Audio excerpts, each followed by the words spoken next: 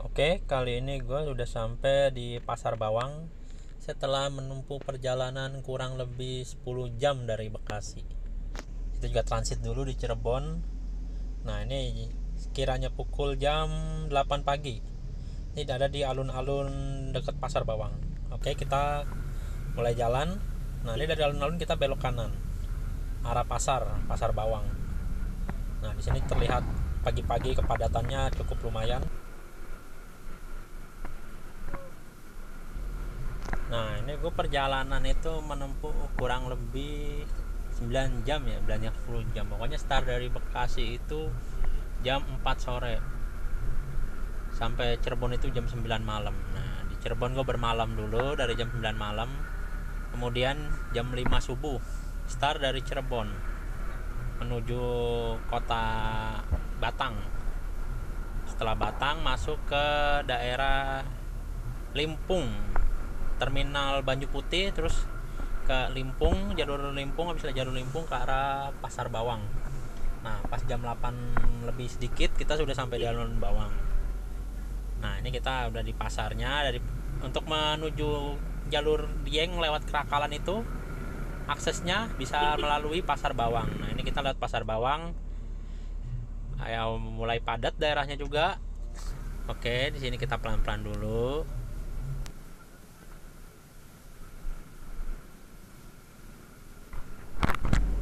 Ya, di sini terjadi agak sedikit kemacetan. Nah, ini setelah pasar ini kita masuk ke pemukiman penduduk. Nah, dari pemukiman itu nanti lama-lama jalurnya nanjak.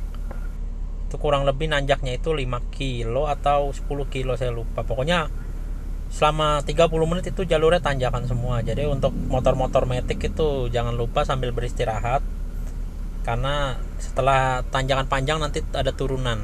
Jadi takut remnya blong.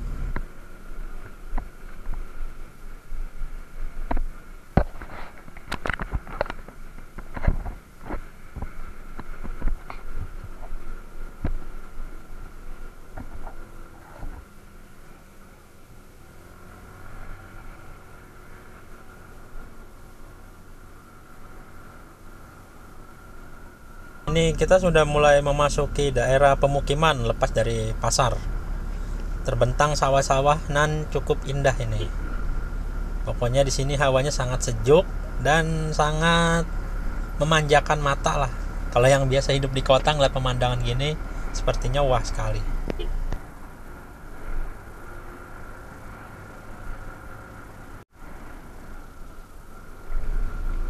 Oke, ini sudah mulai nanjaknya kecil-kecilan. Nah, di sini masih terlihat pemukiman, namun sudah tak sebanyak yang dekat pasar tadi. Kalau sini lebih banyak sawah.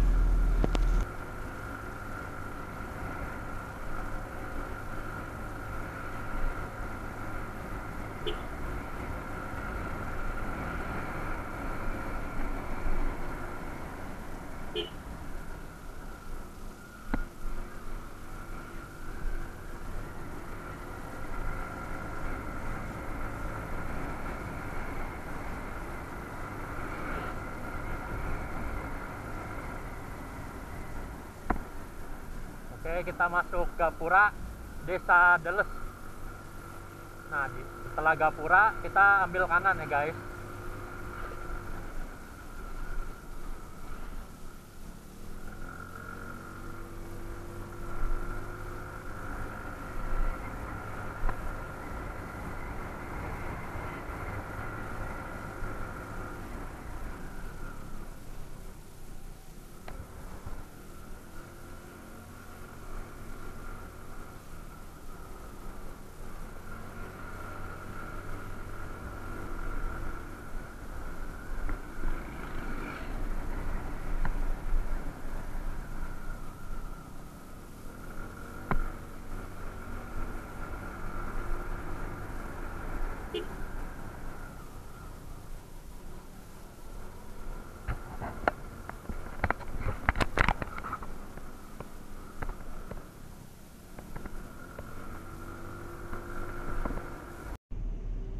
Oke, di depan ada Tugu Tugu desa ini kayaknya. Nah di Tugu ambil belok kiri. Sini juga jalanannya cukup jelek ya, banyak tambelan-tambelan sama lubang. Nah di sini tuh jalurnya udah mulai sedikit nanjak.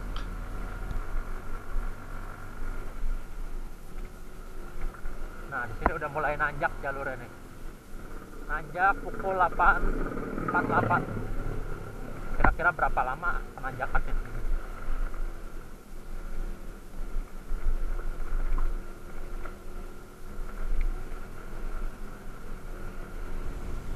Nah, di sini masih banyak pemukiman juga.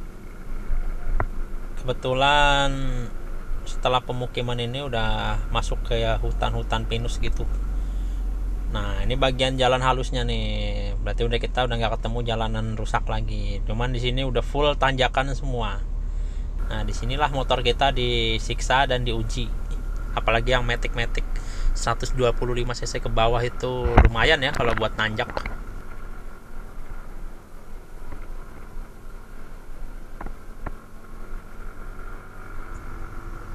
Nah ini udah gaspol nih, gaspol cuma mentok 40-50, apalagi address ini cc-nya cuma 113 cc dan terkena lemot buat nanjak karena dia rasionya rasio berat. Makanya dibilang nih motor ini akselerasinya lemot di awal, tapi dari tengah ke atas tuh ngisi terus. Nah ini yang tipikal mesin begini itu biasanya kalau buat nanjak payah, tapi ini insya Allah sih kita kuat sampai Dieng ya. Nah nanti sebelum kita sampai Dieng itu kita masuki daerah Tol Hayangan itu yang viral. Itu viewnya bagus banget kalau nggak berkabut. Nah saya kan ini yang kedua kalinya ke situ. Yang pertama sih mau bikin video cuman jelek karena kabut, jadi nggak terlalu jelas pemandangannya. Nah mudah-mudahan hari ini kita ke atas nggak ada kabut sama sekali.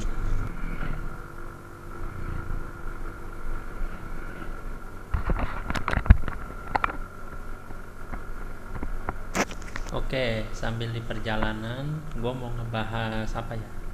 Oh iya, kenapa gue pakai Suzuki Address?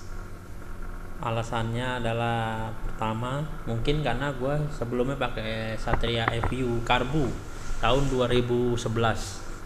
Nah itu motornya sampai sekarang tahun 2023 juga masih ada itu. Biasa dipakai buat touring bolak-balik Bekasi Cirebon. Masih bisa lari sampai 140 km per jam. Nah itu makanya yang saya kagum sama kualitas Suzuki, dia motornya gak gampang bobrok, bandel. Nah makanya atas pertimbangan itu ya saya ngambil produk Suzuki lagi. Nah berhubung line up Matic Suzuki itu sangat sedikit, yang produk terbarunya itu cuma ada pilihan Next 2, Next Crossover, sama Suzuki Address pada tahun 2021 pertengahan. Nah atas pertimbangannya ngambil Address, padahal secara tampang itu Next 2 lebih ganteng, cuman karena fungsional ya, karena Address itu bagasi gede, tangki bensinnya juga gede, dan joknya pasti lebih lebar dan lebih nyaman. Nah atas pertimbangan itu saya udah gak ngelirik tampang lagi, karena tipe pabrikan Suzuki ini, pabrikan gak mau ngikutin kemauan konsumen, tapi konsumennya yang harus mengikuti kemauan pabrik. Jadi mau gak mau kita manut aja. Nah alasan selanjutnya itu karena tahun 2019 gue pernah nyobain Suzuki Address baru punya temen gue yang baru beli. Di situ gue nyobain, buset ini motor udah kayak motor listrik, pasti gas, suaranya halus, minim getaran pula. Nah itu yang menjadi daya tarik Suzuki Address, karena terkenal motor nyaman. Nah udah gitu kan basicnya Address itu pakai mesin Next injeksi. Tahu sendiri kan Suzuki Next iritnya kayak gimana, sampai mecahin rekor muri sebagai motor teririt. Bukan kayak pabrikan sebelah yang akunya irit, tapi tenaganya ngempos. Walaupun Address ini punya banyak kelemahan juga ya, dan problem. Salah satu kelemahannya itu tarikannya lemot. Jadi ya bukan gak heran lagi sih, kebanyakan motor-motor Suzuki itu tarikannya lemot awalnya, tapi ini dari tengah ke atasnya itu ngisi mulu, makanya dia kayak lebih ke top speed ketimbang di akselerasi. Kedua itu problemnya paling di ground clearance nya terlalu rendah, jarak antara motor deket tanah. Paling sering gasruk, tapi bisa diakalin, tinggal upgrade ban atau upgrade shock. Yang ketiga itu isunya itu mur puli depannya sering lepas kasusnya, atau dratnya itu selek. Nah itu bisa jadi karena motor tersebut itu habis bongkar-bongkar bagian puli depan di sembarang bengkel, jadi dia pakai impact, jadi dratnya cepet dol. Makanya pengencangan yang baik itu di bagian CVT atau mur puli depan belakang itu baiknya pakai kunci shock atau kunci torsi, jangan pakai impact. Nah untuk masalah lain itu, nah apalagi isunya address 2020 ke atas itu loss kompresi. Walaupun loss kompresi ini bukan masalah hal yang terlalu fatal lah, cuman kadang kalau lagi jalan suka mati mesinnya. Nah itu nggak lama dihidupin nyala lagi. Tapi selama saya 2 tahun pakai ADES, ngalamin loss kompresi baru sekali doang. Nah kalau ada yang nanya berapa konsumsi BBM ADES, kalau penggunaan gue sih ya rata-rata 45 sampai 50 km per 1 liternya itu. Tapi gue pernah nyetak rekor dari Bekasi sampai Cirebon itu full tank gak ngisi sama sekali. Pas gue catatkan konsumsi BBM-nya itu dengan metode fuel to fuel, itu berarti kenanya 57 km per liter. Wah itu cukup irit juga ya buat trek Pantura yang terkenal panas.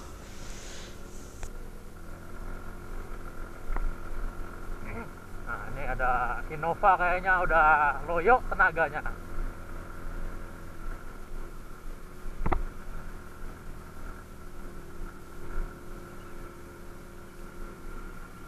Oke, kita ngaso dulu bentar sambil dinginin mesin dan rem juga di depan.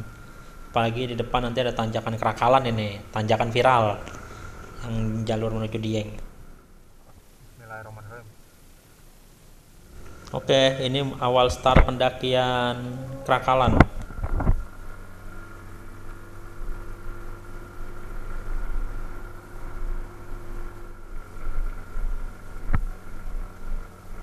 Nah, ini di sini cuma kuat sampai 15 kpj. Ini kalau boncengan mungkin nggak kuat ya, apalagi bobot gue 90 kilo, belum sama barang bawaannya. Mantap. Nah, kita menyapa tim relawan dari pos Kerakalan yang biasa ngebantu pengendara yang pada nggak kuat.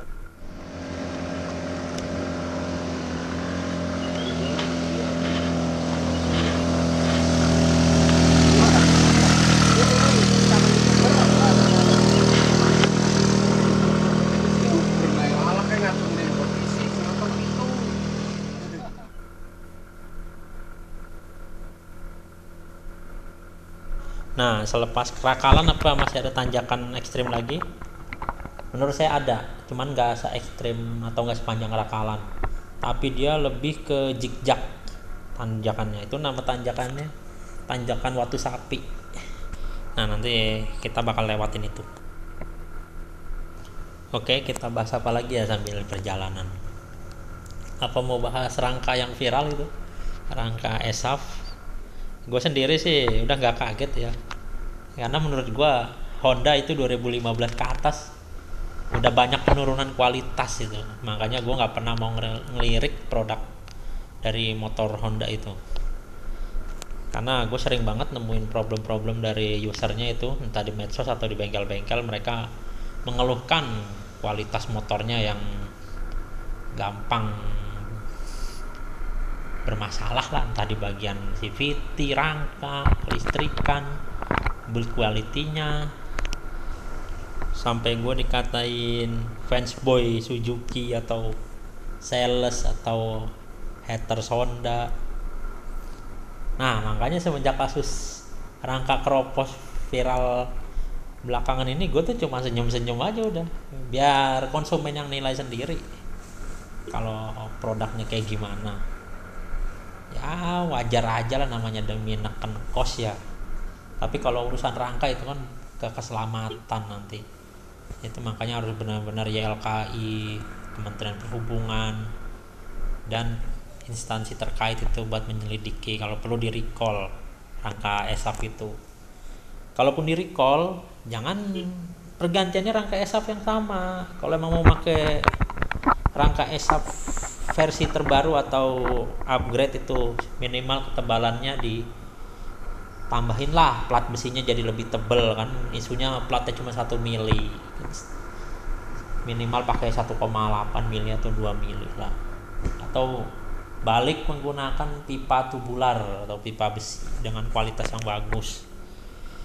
Karena masalah rangka patah Honda itu kalau gue telusuri itu bukan dari rangka ESAP juga, tapi terjadi di kasus Beat ESP. Beat ESP itu rangkanya masih tubular, pipa besi, tapi kenapa banyak kasus patah juga, yang entah karena penurunan material, kualitas rangkanya downgrade jadi berapa mili, atau kualitas catnya itu kurang bisa melapisi karat dengan baik. Nah kayak Beat ESP Vario 125, Vario 150 itu dia nggak pakai ESAP, tapi ya tahu sendiri kan di medsos yang patah-patah itu juga banyak dari kalangan motor Beat sebelum ESAP dan Vario 125, Vario 150. Ini tanjakan selanjutnya, ini nggak securam Krakalan ya. Nah ini tanjakan kedua, ini entah namanya apa, lupa saya, cuma nggak curam-curam banget lah.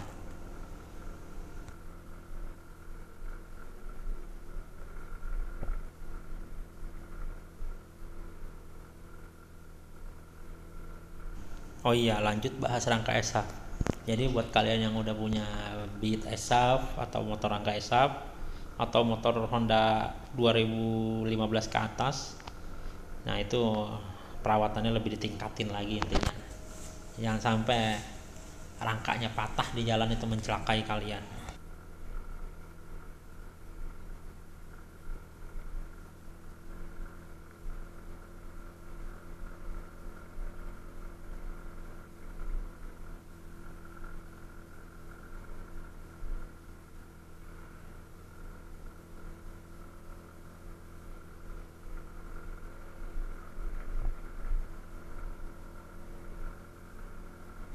Ini masih nanjak terus ya, cuma kalau di video emang nggak terlalu kelihatan lagi menanjak, tapi kalau dilihat dari raungan mesinnya ini udah RPM tinggi tapi kecepatannya segitu-gitu aja.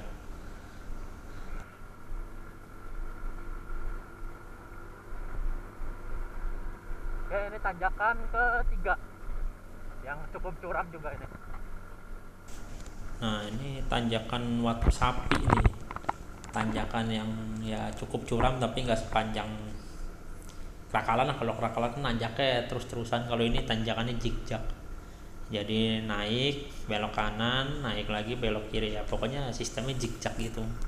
Di sini motor juga cuma kuat 10 kpj, ini gimana boncengan ya, maklum aja addressnya saya cuma 110.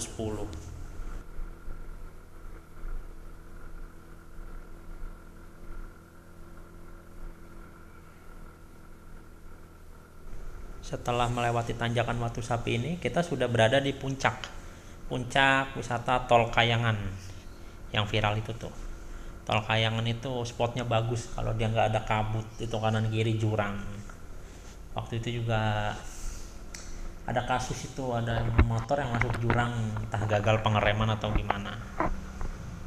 Nah ini kita udah masuk daerah Tol Kayangan. Nah untungnya lagi nggak berkabut.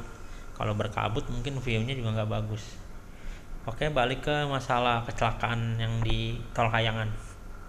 Itu kalau nggak salah motornya itu motor Honda Matic, entah Vario atau Beat.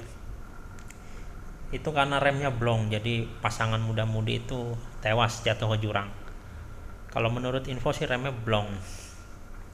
Nah yang sering gua tekankan juga itu, jangan pernah bawa motor Honda yang rem CBS atau combi brake system. Motor combi brake system itu kalau bawa di trek pegunungan itu, kalau buat turunan itu remnya aduh udah nggak pakem, terus dua-duanya sama-sama bekerja, jadi kalau dua-dua remnya panas udah sama-sama ngeblong.